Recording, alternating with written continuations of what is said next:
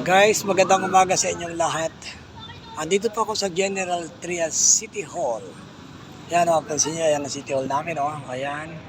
Ito ang City Social Services Office at saka Prosecutor's Office. Ito ang Ponente Commercial Center.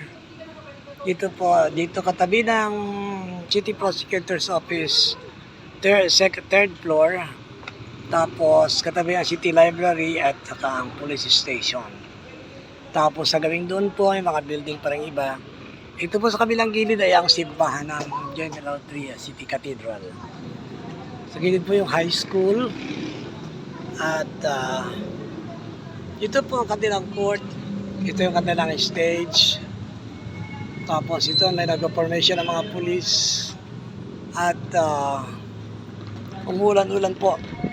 Pang 17 days ng ulan ngayon.